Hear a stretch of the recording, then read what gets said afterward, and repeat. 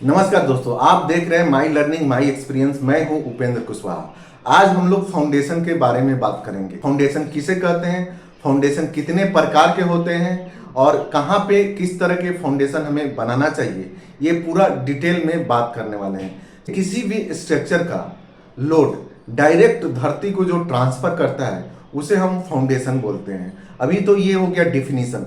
Direct रूप से आप ऐसे समझिए, धरती के अंदर यानी ग्राउंड लेवल से अंदर जो भी स्ट्रक्चर हम बनाते हैं, किसी बिल्डिंग के लिए या किसी ब्रिज के लिए या किसी कलवर्ट के लिए या किसी और स्ट्रक्चर के लिए, ग्राउंड लेवल के नीचे उसे हम फाउंडेशन बोलते हैं। ये क्या करता है, स्ट्रक्चर के ऊपर यानी बिल्डिंग के ऊपर जो भी लोड आते हैं उसे डायरेक्ट धरती को ट्रांसफर करता है। फाउंडेशन कितने प्रकार का होता है, तो फाउंडेशन जनरली दो प्रकार का होता है। पहला शैलो फाउंडेशन और दूसरा डीप फाउंडेशन। अभी शैलो फाउंडेशन क्या होता है और डीप फाउंडेशन क्या होता है, इसके बारे में बात कर लेते हैं। सबसे पहले शैलो फाउंडेशन। शैलो फाउंडेशन वो फाउंडेशन होता है जिसका डेप्थ उस स्ट्रक्चर के विड्थ से कम हो। यानी दूसरी भाषा में अगर बात करें तो कोई अगर बिल्डिंग है तो उसके तीन डायमेंशन होते हैं, लंबाई, चौड़ाई और हाइट। तो उसके चौड़ाई से बिल्डिंग का डेप्थ अगर कम है तो उसको हम शैलो फाउंडेशन के कैटेगरी में रखते हैं। दूसरा डीप फाउंडेशन के बारे में बात करें। डीप फाउंडेशन ऐसा फाउंडेशन है जिसका डेप्थ किसी स्ट्रक्चर के विड्थ से ज़्यादा हो, यानी उसकी चौड़ाई से ज़्यादा हो।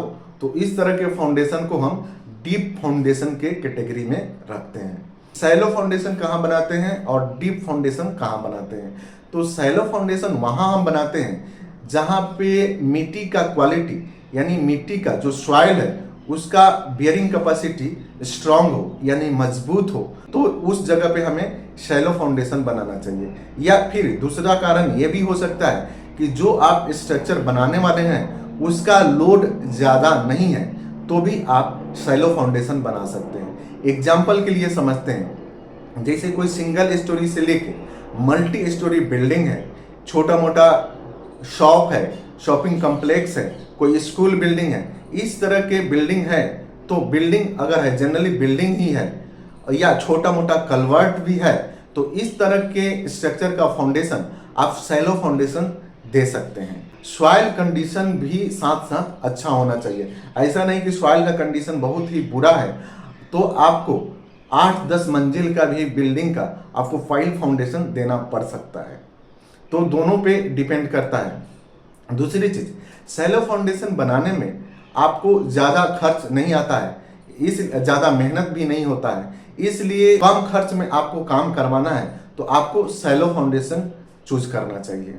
दूसरा, डीप फाउंडेशन कहाँ पे बनाया जाता है, वहाँ पे बनाया जाता है जहाँ पे बियरिंग कैपेसिटी यानी मिट्टी का जो क्वालिटी है वो बहुत ही घटिया है, वो लोड नहीं ले सकता है, तो उस जगह पे हमें डीप फाउंडेशन देने की जरूरत होती है। दूसरा, ये कॉस्ट इफेक्टिव भी होता है, इसको बनाने में ज़्यादा खर्च होता है।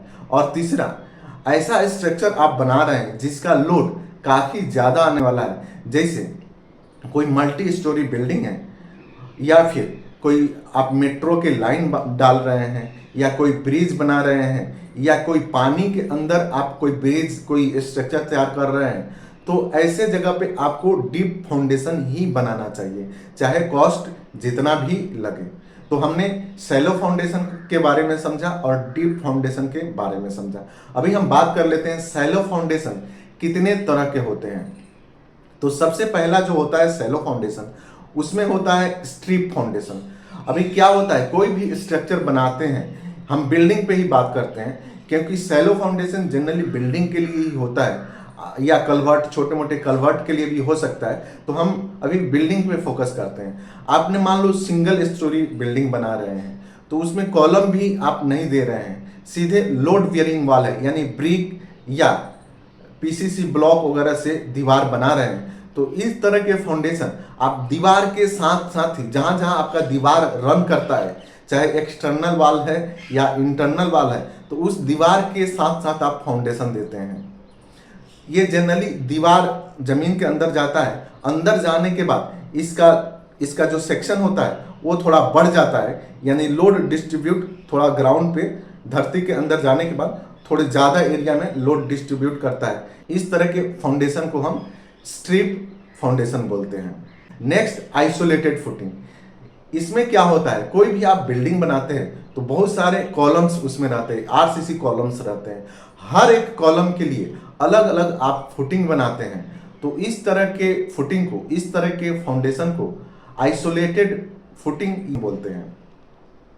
जनरली एक फुटिंग के ऊपर जो भी रेक्टेंगुलर या स्क्वायर या सर्कुलर या कोई और शेप में हो सकता है फुटिंग का आकार, और एक फुटिंग के ऊपर एक ही कॉलम रेस्ट करता हो, तो इसको हम आइसोलेटेड या कई बार हम सिंगल फुटिंग भी बोलते हैं।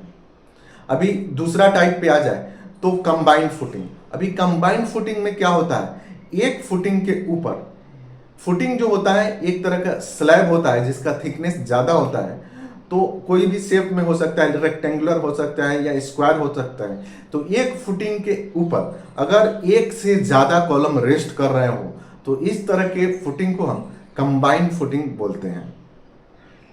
कई बार हम देखते हैं कि बिल्डिंग, एक ही बिल्डिंग के अंदर आइसोलेटेड फुटिंग और कंबाइंड फुटिंग भी बनाने की जरूरत पड़ती है। तो ऐसा आप न सोचें कि हम जहां आइसोलेटेड बना रहे हैं केवल आइसोलेटेड ही बनाएंगे, दोनों का कॉम्बिनेशन हो सकता है। यानी एक ही स्ट्रक्चर में आप कंबाइंड फुटिंग भी देख पाएंगे और आइसोलेटेड फुटिंग भी देख पाएंगे। अगला जो होता है वो मैट या राफ्ट फुटिंग होता है। यह किस तरह का फुटिंग है, किस तरह का फाउंडेशन है। इसमें बॉटम में, यानी कि जो कॉलम नीचे ग्राउंड के अंदर जाता है, तो कॉलम के बॉटम में एक बड़ा सा स्लैब और ज़्यादा थिकनेस का कास्ट करते हैं, और उसी स्लैब के ऊपर, यानी जो भी रेक्टेंगुलर या स्क्वायर जो भी शेप में रहेगा, उसी स्लैब के ऊपर सारा का सारा कॉलम रेस्ट करता है, लगभग सारा का सारा। कई बार हम देखते हैं कि पोर्च वगैरह बनाना है या ground floor, multi storey building की बात बोल रहा हूँ, ग्राउंड फ्लोर में कुछ ज़्यादा एरिया कवर करके पार्किंग वगैरह बनाते हैं, तो उसका जो फाउंडेशन होता है, यानी पार्किंग का या पोर्च का जो फाउंडेशन होता है, उसका फाउंडेशन आइसोलेटेड, यानी अलग से हम फाउंडेशन दे देते हैं। लेकिन ज़्यादातर कॉलमों का फुटिंग जो होता है एक ही होता है, तो इस तरह के फुटिंग को हम राफ्ट या मैट फुटिंग बोलते हैं। नेक्स्ट जो टाइप होता है वो होता है स्ट्रैप फुटिंग। स्ट्रैप फुटिंग में क्या होता है, जैसे आपने आइसोलेटेड फुटिंग बनाया ना, एक बिल्डिंग में मान लीजिए हर एक कॉलम के लिए अलग अलग आपने फुटिंग बनाया, तो उसको तो हमने आइसोलेटेड फुटिंग बोल दिया। लेकिन हर एक फुटिंग को आपने एक बीम के सहारे कनेक्ट कर दिया, तो उसको हम स्ट्रैप फुटिंग बोलते हैं। मुझे लगता है सैलो फाउंडेशन के सारे टाइप के बारे में बात कर लिया और आप अच्छी तरह से समझ गए होंगे। अभी आइसोलेटेड फुटिंग जो होता है, आइसोलेटेड फुटिंग भी कई तरह के होते हैं। जैसे पैड फुटिंग। पैड फुटिंग में क्या होता है, नीचे एक रेक्टेंगुलर शेप में स्लैब होता है, आइसोलेटेड फुटिंग की बात बोल रहा हूँ। फिर दूसरा जो प्रकार होता है वो होता है स्टेप्ड। क्या होता है, नीचे एक बड़ा सा स्लैब होता है, उसके ऊपर छोटा, उसके ऊपर और छोटा, और फिर कॉलम खड़ा होता है, उसको हम स्टेप्ड फुटिंग बोलते हैं। फिर स्लोप्ड भी होता है, जैसे एक स्लैब आपने डाल दिया, स्लैब डालने के बाद उसको स्लोप में ऊपर मिला दिया और फिर आप कॉलम को खड़ा करते हैं, उसको स्लोप्ड फुटिंग हम बोलते हैं। आइसोलेटेड फुटिंग का ही एक प्रकार है। फिर इसमें आए तो सेंट्रिक फुटिंग और इसेंट्रिक फुटिंग। तो सेंट्रिक फुटिंग क्या होता है, किसी फुटिंग के एकदम सेंटर में कॉलम खड़ा हो रहा है तो उसको हम सेंट्रिक फुटिंग बोलते हैं। अगर सेंटर में नहीं है तो उसको हम इसेंट्रिक फुटिंग बोलेंगे। मैंने इसके ऊपर स्पेशल वीडियो बनाया है, लाइव सेशन में आपको वो वीडियो मिल जाएगा। इससे क्या फायदे हैं, क्या नुकसान है, कहाँ पे बनाना चाहिए, कौन फायदेजनक होता है, कौन नुकसान होता है, किस तरह से बनाना चाहिए, क्या क्या ध्यान रखना चाहिए, इसके ऊपर डिटेल वीडियो बनाया है। आप चाहे तो वो वीडियो विजिट कर सकते हैं। अभी हम बात कर लेते हैं डीप फाउंडेशन के बारे में। तो डीप फाउंडेशन का डिफिनीशन तो पहले ही मैंने दे दिया था। अभी डीप फाउंडेशन के कितने टाइप्स होते हैं उसके बारे में बात करेंगे। सबसे पहला जो टाइप्स होता है वो होता है पाइल फाउंडेशन।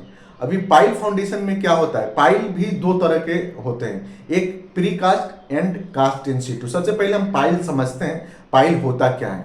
देखिए, ग्राउंड लेवल से नीचे हम क्या करते हैं, मशीन से ड्रिल करके एक सर्कुलर शाफ्ट बनाते हैं और धरती के अंदर जाते हैं, वहां तक उसको होल करते हैं, जहां पे हार्ड स्टाटा ना आ जाए। और कई बार हार्ड स्टाटा नहीं भी आता है तो भी वहां पे हम पाइल डालते हैं, उसको हम फ्रिक्शन पाइल बोलते हैं। और जहां पे हार्ड स्टाटा आता है वहां तक अगर हम पाइल कर रहे हैं तो उसको एंड बियरिंग पाइल करते हैं। तो वहां तक हमने ड्रिल करते हैं और ड्रिल करने के बाद उसमें सरिया वगैरह डाल के कंक्रीट डाल देते हैं। तो इस तरह के फाउंडेशन को हम पाइल फाउंडेशन बोलते हैं। ये तो हो गया कास्ट इन सीटू। दूसरा जो होता है प्री कास्ट, उसमें पहले ही हम पाइल बाहर कास्ट कर लेते हैं और मशीन हैमर के द्वारा, एक मशीन होता है जो बहुत बड़ा हैमर होता है, हैमर के द्वारा उसको ऊपर से हैमरिंग करके उस जमीन के अंदर धंसा दिया जाता है। तो दो तरह से पाइल होता है। ये तो हो गई पाइल फाउंडेशन। नेक्स्ट जो होता है ड्रिल शाफ्ट फाउंडेशन। ये ड्रिल शाफ्ट फाउंडेशन क्या होता है? जनरली पाइल का जो डायमीटर होता है वो बिल्डिंगों के लिए 300 mm से लेके 1000 mm तक, यानी 1 मीटर तक डाया का हो सकता है। और ब्रिज वगैरह में जो यूज होता है या फिर मेट्रो वगैरह के लाइंस वगैरह जो डालते हैं उसमें यूज होता है, उसमें 1000-1200 mm तक भी पाइल होता है। आजकल 2000 mm यानी 2 मीटर तक की भी पाइलें हो रहा है। तो ये तो पाइल का डायमीटर। लेकिन ड्रिल शाफ्ट जो फाउंडेशन होता है इसका क्रॉस सेक्शन यानी इसकी मोटाई कुछ ज़्यादा होती है, लेकिन प्रोसेस वही होता है। इसको भी ड्रिल करके इसमें सरिया वगैरह बांध के इसको कंक्रीट कर दिया जाता है। इसका भी डेप्थ उस स्ट्रक्चर के विड्थ से ज़्यादा होता है, इसके लिए इसको हम डीप फाउंडेशन के कैटेगरी में रखते हैं। नेक्स्ट जो डीप फाउंडेशन के कैटेगरी में आता है वो है केसिंग फाउंडेशन। जनरली हम क्या देखते हैं, पानी के अंदर जो हम फाउंडेशन देते हैं तो वहाँ पे एक टेम्पररी स्ट्रक्चर तैयार करते हैं जो वाटर टाइट होता है, यानी पानी को घेर के रखता है, बीच में एक वर्किंग स्पेस क्रिएट करता है जहाँ पे हम मशीन को डाल के फाउंडेशन करते हैं। कोई भी डीप फाउंडेशन, वेल फाउंडेशन या फिर पाइल फाउंडेशन या ड्रिल शाफ्ट फाउंडेशन, कोई भी फाउंडेशन हम करते हैं उसको हम केसिंग फाउंडेशन बोलते हैं। अच्छा, केसिंग दो तरह के होते हैं, परमानेंट केसिंग भी हो सकता है, टेम्परेरी भी हो सकता है। टेम्परेरी का मतलब ये हुआ कि काम होने के बाद यानी फाउंडेशन होने के बाद उसको हम खोल के निकाल देते हैं। और एक होता है परमानेंट, जो उसमें डालने के बाद कंक्रीट के साथ ही उसको भी कास्ट कर दिया जाता है और उसको उसी में छोड़ दिया जाता है, तो उसको हम परमानेंट केसिंग बोलते हैं। अभी हमने फाउंडेशन के बारे में जाना, फाउंडेशन के टाइप्स के बारे में जाना, कहाँ पे कौन से फाउंडेशन बनाना सही रहता है, कौन सा कॉस्ट इफेक्टिव होता है, कौन किसमें ज़्यादा कॉस्ट आता है, इन सारे पे बात कर लिया। दूसरी ये चीज़, अगर आप घर बना रहे हैं या इस प्रोफेशन से जुड़े हैं तो आपको फाउंडेशन सेलेक्ट करने में भी आसानी रहेगी। वीडियो में यहाँ तक बने रहने के लिए बहुत बहुत धन्यवाद। अगर चैनल पे नए हैं तो सब्सक्राइब जरूर कीजिएगा।